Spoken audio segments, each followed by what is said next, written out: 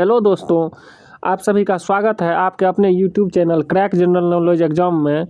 दोस्तों, आप लोग कैसे हैं? आई होप कि आप सब बहुत अच्छे होंगे, स्वस्थ होंगे।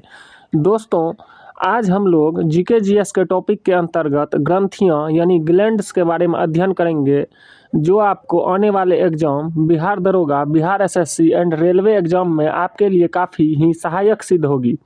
तो चलिए आज का टॉपिक शुरू करते हैं। ग्रंथियां यानी ग्लैंड्स। देखिए दोस्तों, ग्रंथियां यानी ग्लैंड्स कोशिकाओं के व्यवस्थित समूह को ही क्या कहते हैं हम लोग? ऊतक यानी टिश्यू कहते हैं। कोशिकाओं के व्यवस्थित समूह को ही ऊतक यानी टिश्यू कहते हैं। यही ऊतक मिलकर अंग का निर्माण करते हैं। ऊतक, ढेर सारा ऊतक मिलकर किसका निर्माण करते हैं? अंग का निर्माण करते हैं। कुछ ऊतक या अंग विशेष प्रकार के रसायन, एंजाइम, हार्मोन का निर्माण करते हैं। उन्हें क्या कहा जाता है? ग्रंथि कहा जाता है। ग्रंथि जो होती है आपको शरीर के विभिन्न क्रियाओं को नियंत्रण करने हेतु हार्मोन और एंजाइम बनाती है। ग्रंथियां मेन रूप से 3 प्रकार की होती है। पहला होता है आपको बहिरस्रावी ग्रंथि, जिसको हम लोग एक्सोक्राइन ग्लैंड्स कहते हैं। दूसरा होता है अंतःस्रावी ग्रंथि, जिसको हम लोग इंडोक्राइन ग्लैंड्स कहते हैं। और तीसरा होता है दोस्तों आपका मिश्रित ग्रंथि, जिसको हम लोग मिक्स्ड ग्लैंड भी कहते हैं। आइए अब हम लोग अंतःस्रावी ग्रंथि यानी इंडोक्राइन ग्लैंड्स के बारे में अध्ययन करते हैं। ऐसी ग्रंथि जो नालिका विहीन होती है एवं इनसे निकलने वाला पदार्थ यानी हार्मोन कहलाता है। यह हार्मोन को रक्त के माध्यम से शरीर के विभिन्न अंगों में लक्षित स्थान पर पहुंचाकर अपना प्रभाव दर्शाती है। उसको हम लोग अंतःस्रावी ग्रंथि कहते हैं। तो आपको पूछेगा जो अंतःस्रावी ग्रंथि कैसी होती है, तो यह नालिका विहीन होती है अंतःस्रावी ग्रंथि, और रक्त के माध्यम से शरीर के विभिन्न अंगों में हार्मोन को क्या करती है? पहुँचाती है। दूसरा होता है बहिरस्रावी ग्रंथि यानी एक्सोक्राइन ग्लैंड्स। यह ग्रंथि जो होती है आपको, यह नालिका युक्त होती है और एवं इनसे निकलने वाला पदार्थ जो होता है एंजाइम होता है। उसे हम लोग क्या कहते हैं? बहिरस्रावी ग्रंथि।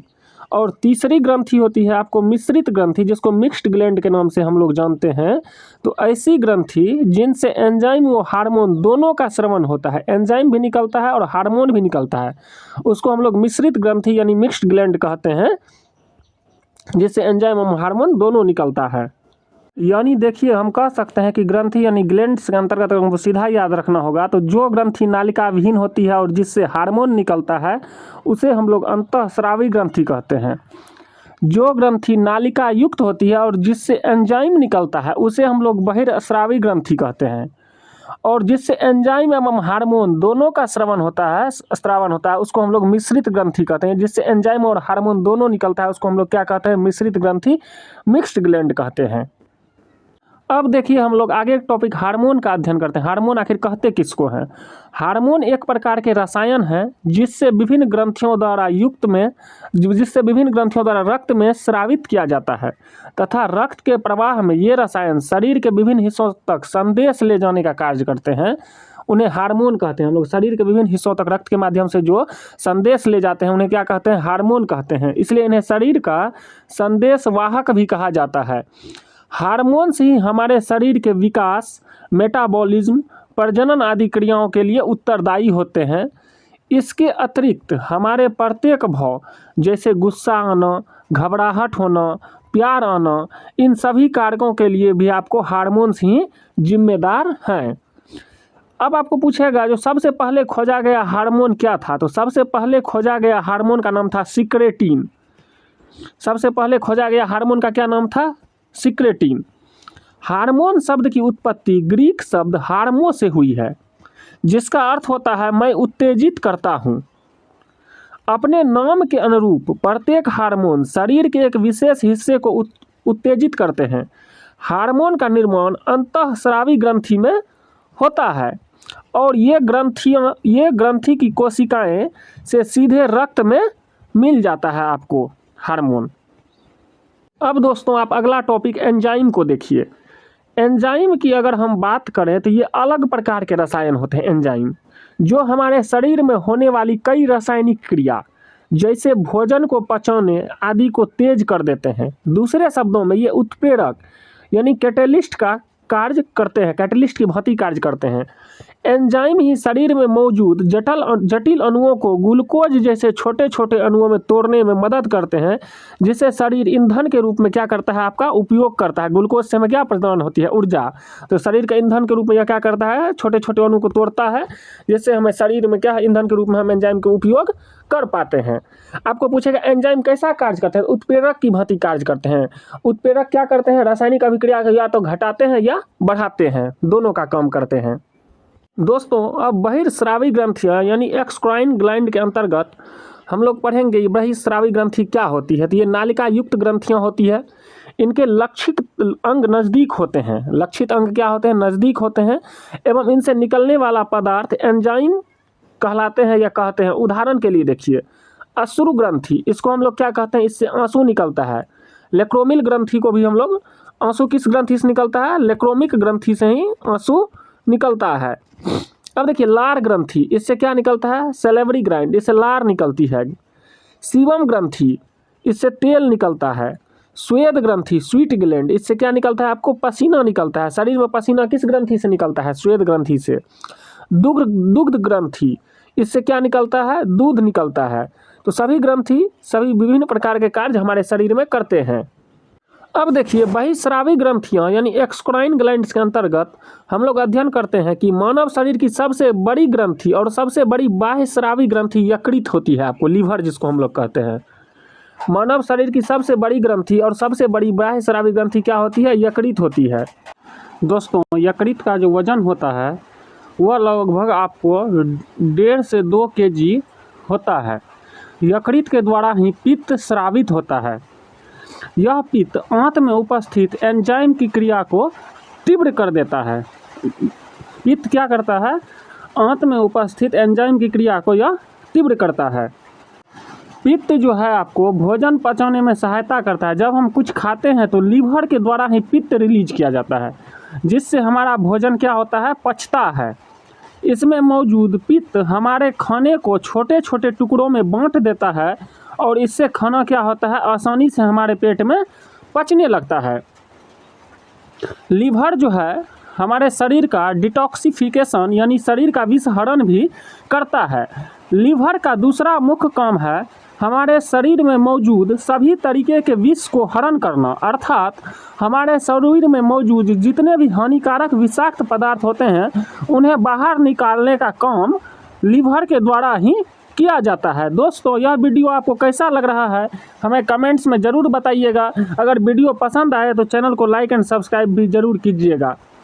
दोस्तों अब चलिए आगे के टॉपिक जो है अंतःस्रावी ग्रंथियाँ के अंतर्गत ही हम लोग पीयूष ग्रंथि यानी पिट्यूटरी ग्लैंड के बारे में पढ़ेंगे। पीयूष ग्रंथि को हम लोग मास्टर ग्रंथि यानी मास्टर ग्लैंड भी कहते हैं, क्योंकि यह अन्य सभी ग्रंथियों के कार्यों को क्या करती है, नियमित करती है। यह मस्तिष्क के आधार में स्थित होती है। पीयूष ग्रंथि कहाँ स्थित होती है, मस्तिष्क के आधार में स्थित होती है, जो कि मटर के दाने के समान होती है। ये देखिए ये जो स्थित है यही है पीयूष ग्रंथि, लाल रंग से जो डिनोट किया हुआ है। पीयूष ग्रंथि का वजन लगभग 0.6 ग्राम होता है। इसका वजन कितना होता है, लगभग 0.6 ग्राम। यह मानव शरीर की दूसरी सबसे छोटी अंतःस्रावी ग्रंथि है, जो कि व्यक्ति के स्वभाव, स्वास्थ्य वृद्धि, लैंगिक विकास आदि को नियंत्रित एवं प्रेरित करती है। आपको पूछेगा एग्जाम में जो मनुष्य के स्वभाव, स्वास्थ्य वृद्धि, लैंगिक विकास आदि को कौन नियंत्रित करती है, तो पिट्यूटरी ग्लैंड मास्टर ग्रंथि इसको क्या करती है, नियंत्रित एवं प्रेरित करती है। मास्टर ग्रंथि का वजन लगभग जो होता है यह आपको होता है 0.6 ग्राम लगभग। अब आइए दोस्तों देखते हैं पीयूष ग्रंथि द्वारा स्रावित हार्मोन, जिसको हम STH यानी सोमैटोट्रोपिन हार्मोन भी यानी वृद्धि हार्मोन भी कहते हैं। यह STH जो है शरीर की समान व संतुलित वृद्धि करने का कार्य करता है। STH की अधिकता से भीमकायत्व अथवा एक्रोमिगली विकार उत्पन्न हो जाते हैं, जिससे मनुष्य की लंबाई समान से बहुत अधिक बढ़ जाती है। देखिए ये जो है ये छोटा है, लेकिन इसकी लंबाई जो है समान से अधिक बढ़ गई है। किसके कारण हुई है, STH की अधिकता के कारण, यानी सोमैटोट्रोपिन हार्मोन की अधिकता के कारण। और STH की अगर कमी हो जाए तो मनुष्य क्या हो जाता है, बौनापन होता है, यानी अगर देखिए इसको एसटीएच की कमी हो गया है तो ये क्या हो गया, छोटा हो गया। इसको एसटीएच की ज़्यादा अधिकता हो गई है शरीर में तो ये क्या हो गया, ज़्यादा लंबा हो गया है। तो एसटीएच की अगर अधिक होता है तो मनुष्य की लंबाई बढ़ जाती है, और एसटीएच की कमी से मनुष्य में बौनापन आपको आ जाता है। अब देखिए थायराइड स्टिमुलेटिंग हार्मोन के बारे में हम लोग अध्ययन करते हैं, जिसको टीएसएच हार्मोन भी कहते हैं। यह थायराइड ग्रंथि को हार्मोन स्रावित करने के लिए प्रेरित करता है। थायराइड ग्रंथि को हार्मोन स्रावित करने के लिए कौन सा हार्मोन प्रेरित करता है, तो टीएसएच हार्मोन। उसके बाद होता है जीएचटी हार्मोन, जिसको गोनाडोट्रोपिक हार्मोन भी हम लोग कहते हैं। यह जनन अंगों के कार्यों को नियंत्रित करता है। कौन, जीटीएच हार्मोन। जीटीएच हार्मोन आपको दो प्रकार का होता है, एक होता है एफएसएच हार्मोन और एक होता है एलएच हार्मोन। एफएसएच हार्मोन को फॉलिसिल्स स्टिमुलेटिंग हार्मोन भी हम कहते हैं। एफएसएच हार्मोन जो है यह वृषण की शुक्र जनन नालिकाओं में शुक्राणु जनन में सहायता करता है और अंडाशय में फॉलिकल की वृद्धि में मदद करता है, एफएसएच हार्मोन। और दूसरा होता है एलएच हार्मोन, जिसको ल्यूटेनिजिनिंग हार्मोन भी हम लोग कहते हैं। यह नर में टेस्टोस्टेरोन हार्मोन एवं मादा में एस्ट्रोजन हार्मोन को स्रावित करता है। कौन, एलएच हार्मोन। एलएच हार्मोन नर में टेस्टोस्टेरोन और मादा में एस्ट्रोजन हार्मोन को क्या करता है, यह स्रावित करता है। एलटीएच हार्मोन जो होता है, जिसको दुग्धजनक हार्मोन भी कहते हैं, लैक्टोजेनिक हार्मोन, इसका मुख्य कार्य होता है शिशु के लिए स्तनों में दुग्ध स्राव उत्पन्न करना। यानी शिशु के लिए क्या करना, स्तनों में दुग्ध स्राव उत्पन्न करना, ये एलटीएच हार्मोन करता है। दूसरा पांचवा होता है आपको एडीएच हार्मोन। एडीएच हार्मोन यानी एंटी ड्यूरेटिक हार्मोन, इसका कार्य क्या है, यह जल संतुलन बना के रखता है शरीर में। एडीएच हार्मोन यह छोटी छोटी रक्त धमनियों व संकीर्णन होता है एवं रक्त दाब बढ़ जाता है। इसके कारण क्या होता है, छोटी छोटी रक्त धमनियों का संकीर्णन होता है एवं रक्त दाब बढ़ जाता है। एडीएच हार्मोन शरीर में जल संतुलन बनाए रखने में सहायक होता है। पूछेगा आपको एग्जाम में, कौन सा हार्मोन शरीर में जल संतुलन को बनाए रखता है, तो एडीएच हार्मोन। कौन सा हार्मोन शिशु के लिए स्तनों में दुग्ध का स्राव करता है, तो एलटीएच हार्मोन। आइए आगे हम हाइपोथैलेमस के बारे में अध्ययन करते हैं। हाइपोथैलेमस जो है शरीर के कई आवश्यक कार्यों में एक भूमिका निभाता है, जैसे कि शरीर के तापमान, प्यास और भूख को नियंत्रित करता है। शरीर के तापमान, प्यास और भूख को कौन नियंत्रित करता है, हाइपोथैलेमस नियंत्रित करता है। इससे न्यूरो हार्मोन स्रावित होता है, जो कि पीयूष ग्रंथि पर कार्य करता है। पीयूष ग्रंथि इसी के आदेशों पर कार्य करती है, इसलिए इसे सुपर मास्टर ग्रंथि भी कहते हैं। ये देखिए, ये जो स्थित है ये है आपको हाइपोथैलेमस, और ये हाइपोथैलेमस के नीचे जो स्थित है ये है पिट्यूटरी ग्लैंड। हाइपोथैलेमस और पिट्यूटरी ग्लैंड यही है। हाइपोथैलेमस क्या करता है, शरीर के तापमान, प्यास और भूख को नियंत्रित करता है। अब आगे का टॉपिक देखिए, पीनियल ग्रंथि, जिसको पीनियल ग्लैंड भी कहते हैं। ये आपको स्थित है पीनियल ग्लैंड। पीनियल ग्रंथि मानव शरीर की सबसे छोटी ग्रंथि होती है, जिसकी लंबाई 5 से 8 मिलीमीटर होती है। यह ग्रंथि अग्र मस्तिष्क के ऊपरी भाग में स्थित होती है। पीनियल ग्रंथि जो है अग्र मस्तिष्क के ऊपरी भाग में स्थित होती है, इसलिए इस ग्रंथि को मस्तिष्क की तीसरी आंख भी कहते हैं। यह हार्मोन प्रकाश द्वारा प्रभावित होता है। कम प्रकाश में इसका स्रावन अधिक एवं तीव्र प्रकाश में इसका कम स्रावन होता है। स्रावन यानी अधिक प्रकाश में यह तीव्र गति से हार्मोन को स्रावित करता है, और कम प्रकाश में यह कम गति से हार्मोन को स्रावित करता है। इसे नींद का हार्मोन भी कहते हैं।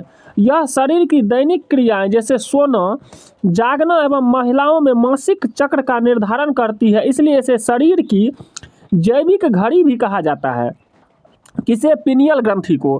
पीनियल ग्रंथि को शरीर का जैविक घड़ी हम लोग कहते हैं। ऐसा इसलिए कहते हैं क्योंकि यह सब कुछ को क्या करता है, नियंत्रित करता है, और इसे मस्तिष्क का तीसरी आंख भी हम लोग कहते हैं। इसी के अंतर्गत आइए अगला ग्रंथि को देखते हैं, थायराइड ग्लैंड, जिसको थायराइड ग्रंथि भी हम लोग कहते हैं।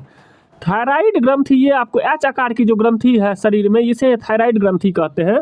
यह थायराइड ग्रंथि श्वास नली के दोनों ओर एच आकार में स्थित होती है। पूछेगा आपको एग्जाम में, जो थायराइड ग्रंथि के आकार कैसा होता है, एच आकार का होता है, और यह शरीर की सबसे बड़ी अंतःस्रावी ग्रंथि है थायराइड ग्रंथि। इसलिए इसे थायरोक्सिन नामक हार्मोन निकलता है, जिसमें आयोडीन तत्व पाया जाता है। आयोडीन तत्व यह थायरोक्सिन में पाया जाता है। इससे निकलने वाला हार्मोन थायरोक्सिन शरीर में आयोडीन की मात्रा का निर्धारण करता है। अब देखिए आगे थायरॉक्सिन ग्रंथि के कार्य। यह कोशिकीय श्वसन की गति को तीव्र करता है। यह शरीर की सामान्य वृद्धि, विशेषतः हड्डी, बाल इत्यादि के विकास के लिए अनिवार्य है। पीयूष ग्रंथि के हार्मोन के साथ मिलकर शरीर में जल संतुलन का नियंत्रण का कार्य करता है थायरॉक्सिन ग्रंथि। आगे देखिए थायरॉक्सिन की कमी से होने वाले रोग। जड़ मानवता, यह जन्म से पूर्व यानी गर्भावस्था में आयोडीन की कमी से होता है। इस रोग से शिशु का संपूर्ण शारीरिक एवं मानसिक विकास रुक जाता है। दूसरा होता है थायरॉक्सिन की कमी से घेंघा, जिसको ग्वाइटर कहते हैं। भोजन में आयोडीन की कमी से यह रोग उत्पन्न हो जाता है। इस रोग में थायराइड ग्रंथि के आकार में बहुत तीव्र वृद्धि हो जाती है। ये जो एच आकार की होती है थायराइड ग्रंथि श्वास नली के पास, इसके आकार में क्या होता है, तीव्र वृद्धि हो जाती है, जिससे क्या हो जाता है, घेंघा नामक रोग हो जाता है। अब आगे ग्रंथि है एगो पैराथायराइड ग्रंथि। पैराथायराइड ग्लैंड जो है यह थायराइड ग्रंथि के चारों ओर यानी ठीक पीछे स्थित होती है। इसी को कहते हैं पैराथायराइड ग्लैंड। ये थायराइड ग्रंथि के ठीक पीछे स्थित होती है। इससे दो हार्मोन स्रावित होते हैं। पहला होता है पैराथायराइड हार्मोन। पैराथायराइड हार्मोन तब स्रावित होता है जब रक्त में कैल्शियम की कमी हो जाती है। तो रक्त में कैल्शियम की कमी से कौन सा हार्मोन स्रावित होता है, पैराथायराइड हार्मोन। और एक होता है कैल्सीटोनिन हार्मोन। कैल्सीटोनिन होता है जब रक्त में कैल्शियम की मात्रा अधिक हो जाती है, तब यह हार्मोन मुक्त होता है।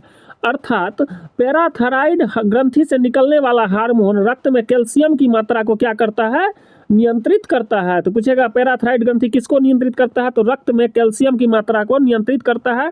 और कैल्शियम की कमी से पैराथायराइड हार्मोन स्रावित होता है और कैल्सीटोनिन में क्या होती है, कैल्शियम की अधिकता हो जाती है। अब आगे का टॉपिक देखिए थाइमस ग्रंथि। थाइमस ग्रंथि किसको कहते हैं, थाइमस ग्रंथि हृदय के समीप स्थित होती है। यहाँ पर थाइमस ग्रंथि स्थित होती है। एंटीबॉडी के निर्माण में और शरीर में रोग प्रतिरोधक क्षमता को बनाए रखता है एवं संक्रमण के प्रति सुरक्षा प्रदान करती है। कौन ग्रंथि, थाइमस ग्रंथि। यह ग्रंथि उम्र बढ़ने के साथ साथ घटती जाती है। इस ग्रंथि से थाइमोसिन नामक हार्मोन का स्रावन होता है, जो कि शरीर में टी लिम्फोसाइट का निर्माण को बढ़ाकर एंटीबॉडी बनाती है। यह एड्स में जो होता है यही टी लिम्फोसाइट जो होता है खत्म हो जाता है, टी लिम्फोसाइट की कमी हो जाती है, जो शरीर की प्रतिरक्षा तंत्र को मजबूत बनाता है। टी लिम्फोसाइट थाइमस ग्रंथि को प्रतिरक्षा तंत्र का राजा कहा जाता है। थाइमस ग्रंथि को क्या कहा जाता है, प्रतिरक्षा तंत्र का राजा। यह ग्रंथि जन्म के समय लगभग 10 से 12 ग्राम की, युवाओं में 20 से 22 ग्राम की तथा वृद्ध में मात्र 3 से 6 ग्राम तक ही रह जाती है। यानी उम्र बढ़ने के साथ साथ यह ग्रंथि क्या होती है, घटती जाती है। अधिवृक्क ग्रंथि जिसको एड्रिनल ग्लैंड भी कहते हैं। एड्रिनल ग्रंथि किडनी के ऊपरी हिस्से में स्थित होती है। किडनी के ऊपरी हिस्से में कौन सी ग्रंथि स्थित होती है, एड्रिनल ग्रंथि। यह भय, क्रोध, उत्तेजना, संकट आदि के समय अधिक सक्रिय होती है, इसलिए इसे आपातकालीन ग्रंथि भी कहते हैं एड्रिनल ग्रंथि को। यह शरीर में लैंगिक लक्षण, लवण की मात्रा और शर्करा की मात्रा को नियंत्रित करती है। इसे 3F या 4S ग्रंथि भी कहते हैं। 3F माने हुआ फियर, फाइट एंड फ्लाइट, और 4S माने हुआ sex, straight, salt and steroid. इसे कौन सा ग्रंथि कहते हैं, किसको, एड्रिनल ग्रंथि को। और इससे जो हार्मोन निकलता है उसको हम लड़ो या उड़ो हार्मोन के नाम से भी जानते हैं। अब देखिए अधिवृक्क ग्रंथि जो होती है यह 2 भागों में विभाजित होती है। पहला होता है कॉर्टेक्स, दूसरा होता है मेडुला। इसे निम्न नामों से जाना जाता है, 3F या 4S हार्मोन, अभी हम बताए थे, लड़ो या उड़ो हार्मोन, करो या मरो हार्मोन, आपातकालीन हार्मोन, जीवन रक्षक हार्मोन, ये सब एड्रिनल ग्लैंड को ही बोला जाता है। आइए अब इसी के अंतर्गत हम जनन ग्रंथि, गोंडेस ग्लैंड के बारे में अध्ययन करेंगे। जनन अंग प्रजनन क्रिया में प्रत्यक्ष रूप से शामिल होते हैं। पुरुष की जनन ग्रंथि को वृषण एवं मादा की जनन ग्रंथि को अंडाशय यानी ओवरी कहा जाता है। पुरुष की जनन ग्रंथि को वृषण कहा जाता है, जिससे टेस्टोस्टेरोन नामक हार्मोन निकलता है। मादा की जनन ग्रंथि को अंडाशय कहा जाता है, जिससे एस्ट्रोजन, प्रोजेस्टेरोन, रिलैक्सेशन नामक हार्मोन का स्रावन होता है। टेस्टोस्टेरोन जो होता है यह मेल सेक्स हार्मोन है। टेस्टोस्टेरोन पुरुषों के यौवन और उनके विकास के लिए टेस्टोस्टेरोन को ही जिम्मेदार माना जाता है। अब देखिए टेस्टोस्टेरोन के क्या कार्य होते हैं। टेस्टोस्टेरोन पुरुषों में द्वितीयक सेक्सुअल कैरेक्टर को निर्धारित करता है, जैसे दाढ़ी मूछ का निकलना, आवाज़ का भारी हो जाना, सीने का ज़्यादा चौड़ा होना, भौतिक रूप से या शारीरिक रूप से ज़्यादा ताकतवर होना, ये सब टेस्टोस्टेरोन से ही संभव है। एस्ट्रोजन क्या करता है, यह हार्मोन महिलाओं में द्वितीयक लैंगिक लक्षण जैसे स्तन ग्रंथियों का विकास, आवाज़ का पतला होना, मासिक चक्र के नियंत्रण के लिए जिम्मेदार होता है। अब आइए हम लोग जनन ग्रंथि के अंतर्गत ही प्रोजेस्टेरोन के बारे में देखते हैं। यह हार्मोन प्रेगनेंसी के दौरान अहम भूमिका निभाता है। यह शरीर के महत्वपूर्ण कार्यों को उत्तेजित करने में बढ़ावा देता है, जिससे कंसीव करने और प्रेगनेंसी के लिए शरीर तैयार करने में यह सहायक होता है। रिलैक्सिन हार्मोन जो है यह प्रसव के समय गर्भाशय को फैलाता है, जिससे बच्चे को जन्म लेने में सहायता होती है। अब आइए हम लोग मिश्रित ग्रंथि यानी मिक्स्ड ग्लैंड के अंतर्गत पढ़ते हैं। जैसे ग्रंथ वैसी ग्रंथियाँ जिसमें अंतःस्रावी और बहिःस्रावी दोनों प्रकार के कार्य होते हैं, उन्हें मिश्रित ग्रंथि कहते हैं। जैसे अग्नाशय पेनक्रियाज पाचक एंजाइम व इंसुलिन हार्मोन का उत्पादन करता है। अब देखिए लैपेज क्या करता है। लैपेज जो है यह फैट एवं वसा का पाचन करता है। फैट एवं वसा का पाचन कौन करता है? लैपेज फैट तथा वसा का पाचन करता है। एमाइलेज जो है यह मंड स्टार्च का पाचन करता है। और ट्रिप्सिन जो है पेप्टोन को पेप्टाइड में बदल देता है। हार्मोन्स अल्फा कोशिका ये ग्लूकोन नामक तत्व निर्मित करती है, जो ग्लूकोज के लेवल को बढ़ा देता है। अल्फा कोशिका क्या करती है? ग्लूकोन नामक तत्व निर्मित करती है, जो ग्लूकोज के लेवल को क्या करता है? शरीर में बढ़ा देता है। मिश्रित ग्रंथि के अंतर्गत ही हार्मोन्स के अंतर्गत बीटा कोशिका के बारे में पढ़ेंगे। यह इंसुलिन नामक हार्मोन निकालता है बीटा कोशिका, और इंसुलिन की कमी से मधुमेह नामक रोग हो जाता है, यह उससे बचाता है बीटा कोशिका। गामा कोशिका जो होता है यह भोजन को ग्रहण कर ऊर्जा का निर्माण करता है, गामा कोशिका। दोस्तों यह आपका टॉपिक था। अब आइए इस टॉपिक के अंतर्गत हम प्रीवियस ईयर क्वेश्चन के बारे में कुछ पढ़ लेते हैं। जैसे मनुष्य के शरीर में पाई जाने वाली कौन सी ग्रंथि नालिका विहीन होती है? इसका जो सही उत्तर होगा वो होगा आपको ऑप्शन नंबर सी, अंतःस्रावी ग्रंथि। अंतःस्रावी ग्रंथि क्या होती है? नालिका विहीन होती है। वाहिनी या विहीन ग्रंथियों के स्रवण को क्या कहते हैं? उसको हम लोग हार्मोन कहते हैं। विहीन ग्रंथियों के स्रवण को क्या कहते हैं? हार्मोन कहते हैं। इनमें कौन सा अंतःस्रावी ग्रंथि नहीं है? तो यकृत जो है यह अंतःस्रावी ग्रंथि आपकी नहीं है। आगे देखते हैं। मानव शरीर के किस ग्रंथि को मास्टर ग्रंथि के नाम से भी हम लोग जानते हैं? इसका जो सही उत्तर होगा वो होगा आपको ऑप्शन नंबर सी, पीयूष ग्रंथि को हम लोग मास्टर ग्रंथि के नाम से भी जानते हैं। पीनियल ग्रंथि कहाँ होती है? तो मस्तिष्क में होती है। एक विशिष्ट हार्मोन को जिसकी कमी से घेंघा रोग हो जाता है, संश्लेषित करने के लिए किस अंतःस्रावी ग्रंथि को आयोडीन की आवश्यकता होती है? तो इसका जो सही उत्तर होगा वो होगा आपको पेनक्रिया नहीं, इसका जो सही उत्तर होगा वो होगा आपको घेंघा रोग जो होता है यह थायराइड की कमी से हो जाता है आपको घेंघा रोग। आगे देखिए दोस्तों, कहता है शरीर में सबसे बड़ी अंतःस्रावी ग्रंथि कौन है? तो अब या थायराइड ग्रंथि सबसे बड़ी अंतःस्रावी ग्रंथि है। नर लैंगिक हार्मोन को किस नाम से हम जानते हैं? टेस्टोस्टेरोन के नाम से जानते हैं। और निम्नलिखित में कौन सा एक स्त्रीलिंग हार्मोन है? इसका जो सही उत्तर होगा वो होगा स्त्रीलिंग हार्मोन कौन है? ये है एस्ट्रोजन। यह क्या है? स्त्रीलिंग हार्मोन है। दोस्तों यह वीडियो आपको कैसा लगा हमें कमेंट्स में ज़रूर बताइएगा। अगर वीडियो पसंद आए तो हमारे चैनल को लाइक एंड सब्सक्राइब जरूर कीजिएगा, जिससे हमें मोटिवेशन मिले। जय हिंद।